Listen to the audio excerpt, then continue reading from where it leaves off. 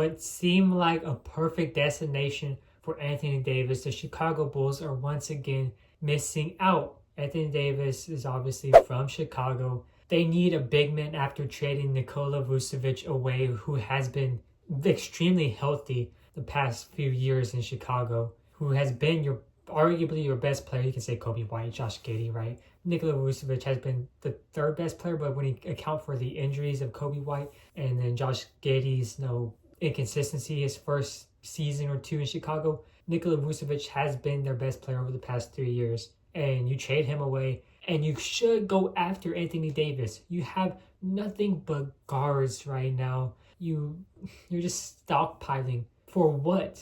You're committed to being mid. You're committed. That's all the Chicago Bulls are. They're trying to go for the play-in. And right here, we heard talks about Anthony Davis could be traded. The Dallas Mavericks are looking to trade Anthony Davis just a year after trading for him. Trading Luka Doncic. I supported the Mavericks' decision to trade Luka Doncic to the Lakers because they were getting in Anthony Davis.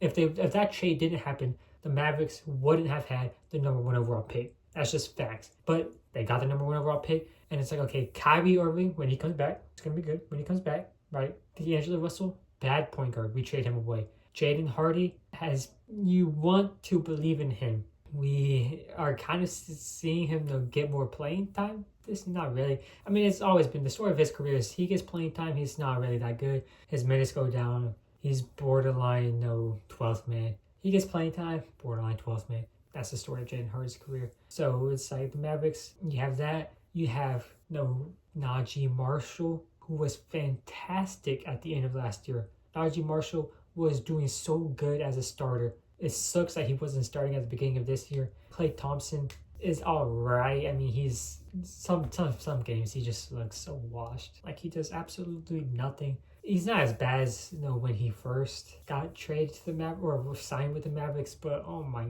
gosh, you see just some games you wish they had prime Klay Thompson. Your front court, Derek Lively's injured. Daniel Gafford is you could probably trade him. Instead, you trade Anthony Davis, who, yes, he gets injured a lot, but it's not like his injuries are really year-long injuries. He's been able to come back, and every time he comes back from injury, he's good. He's a good player.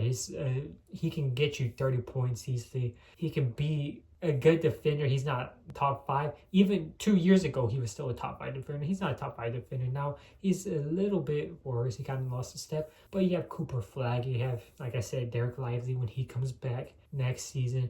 Kyrie Irving, you're going to have a full year of him next season. Cooper Flag is long-term. He's logged in. Najee Marshall, PJ Washington, if they're still going to have him next year, I'm pretty sure, maybe. The Mavericks, you could have stuck with this roster and say 2026, 2027, that season is going to be our year. This season, we're letting Cooper Flag do his thing. Kyrie Irving, when he's ready, put him in. Welcome him back. Don't say you're tanking. Don't act like you're tanking. But, be competitive. Let Cooper Flag be the best player on a competing team, not a competitive team. They're not contenders or nothing, but they're not tanking. They're not trying to be bad. They're not resting their starters. They're not being all conservative. The Mavericks, they had something.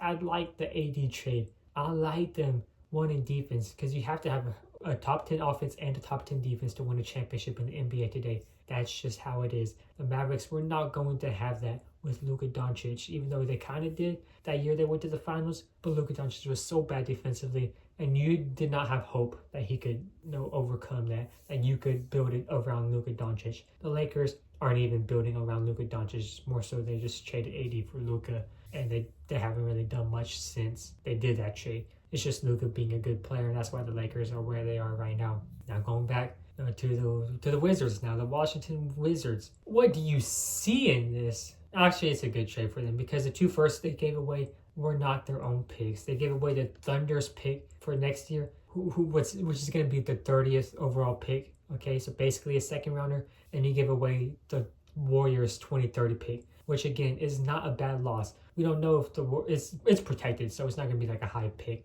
in any case, even if you still had the pick. 2031 is the class where you want to keep that pick, but 2030 you can give away first round pick. It's okay. It's not the end of the world for the Wizards. The Wizards, you're trading away Chris Middleton too, who has only had like a handful of good games. He's had so many games where he's been so bad. Chris Middleton is not part of your future at all. You have such a good core with Alex Sarr, Bilal Coulibaly. If you think AD could mentor Sarr, maybe could unlock or higher potential from Alexander Sarr, go for it. Maybe that's what you're hoping, because AD is going to be out for at least another month or two. If you think Alex Sarr's development won't be hindered at all and will actually be better about having AD on the team, good trade, I guess. No, you still have George in the backcourt. Like I said, you have Coulibaly.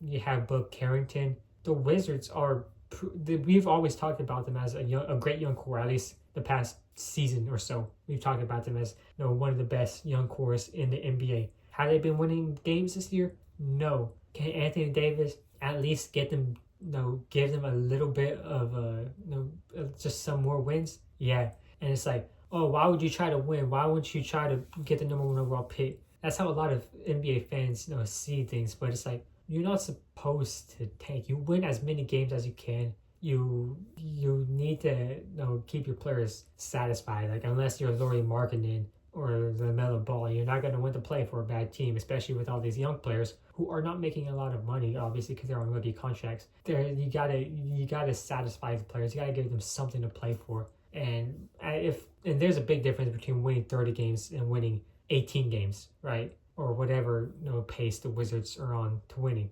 It's a big difference there. And the Wizards, this is a good trade. You have a lot of young players. You don't need those picks. It's an 8-player trade. You get D'Angelo Russell even, who you're probably gonna ship off because the Mavericks weren't even using him. You probably won't use him because, like I said, you have a great backcourt, a young backcourt. D'Angelo Russell is depth. He's not gonna start. He didn't start on the Mavericks just because that doesn't mean he's not gonna necessarily start on the Wizards, because the Wizards are a worse team, even though the Mavericks only have 19 wins this season. But you don't need to start him. The Wizards, you're doing great. Mavericks, L. This is an L trade for the Mavericks. Bulls, what are you doing?